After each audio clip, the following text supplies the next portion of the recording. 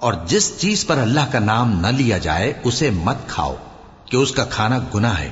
اور شیطان لوگ اپنے رفیقوں کے دلوں میں یہ بات ڈالتے ہیں کہ تم سے جھگڑا کریں، اور اگر تم لوگ ان کے کہے پر چلے تو بے شک تم بھی مشرک ہوئے۔ بھلا جو پہلے مردہ تھا پھر ہم نے اس کو زندہ کیا اور اس کے لیے روشنی کر دی جس کے ذریعے سے وہ لوگوں میں چلتا پھرتا ہے، کہیں اس شخص جیسا ہو سکتا ہے جو اندھیرے میں پڑا ہوا ہو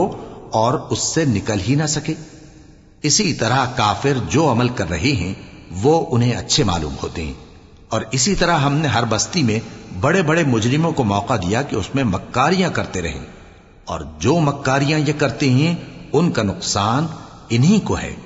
اور اس سے بے خبر ہیں۔ اور جب ان کے پاس کوئی آیت آتی ہے تو کہتے ہیں کہ جس طرح کی رسالت اللہ کے پیغمبروں کو ملی ہے جب تک اسی طرح کی رسالت ہم کو نہ ملے ہم ہرگز ایمان نہیں لائیں گے۔ اس کو اللہ ہی خوب جانتا ہے کہ رسالت کا کون سا موقع ہے اور وہ اپنی پیغمبری کسے عنایت فرمائے۔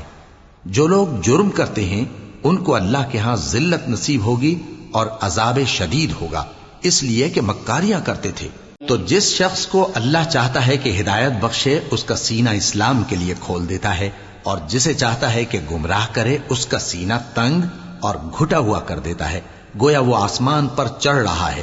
اس طرح اللہ ان لوگوں پر جو ایمان نہیں لاتے عذاب بھیجتا ہے، اور یہی تمہارے پروردگار کا سیدھا رستہ ہے۔ جو لوگ غور کرنے والے ہیں ان کے لیے ہم نے اپنی آیتیں کھول کھول کر بیان کر دی ہیں، ان کے لیے ان کے اعمال کے صلے میں پروردگار کے ہاں سلامتی کا گھر ہے اور وہی ان کا دوست ہے۔ اور جس دن وہ سب جن و انس کو جمع کرے گا اور فرمائے گا کہ اے گروہ جنات، تم نے انسانوں سے بہت فائدے حاصل کیے، تو جو انسانوں میں ان کے دوست ہوں گے وہ کہیں گے کہ پروردگار ہم ایک دوسرے سے فائدے حاصل کرتے رہے اور آخر اس وقت کو پہنچ گئے جو تو نے ہمارے لیے مقرر کیا تھا۔ اللہ فرمائے گا اب تمہارا ٹھکانہ دوزخ ہے، ہمیشہ اس میں جلتے رہو گے مگر جو اللہ چاہے، بے شک تمہارا پروردگار دانا ہے، خبردار ہے۔ اور اسی طرح ہم ظالموں کو ان کے اعمال کے سبب جو وہ کرتے تھے ایک دوسرے کے قریب کر دیں گے۔ اے جنوں اور انسانوں کی جماعت، کیا تمہارے پاس تمہیں میں سے پیغمبر نہیں آتے رہے جو میری آیتیں تم کو پڑھ پڑھ کر سناتے اور تمہارے اس دن کے سامنے موجود ہونے سے ڈراتے تھے؟ وہ کہیں گے کہ پروردگار ہمیں اپنے گناہوں کا اقرار ہے،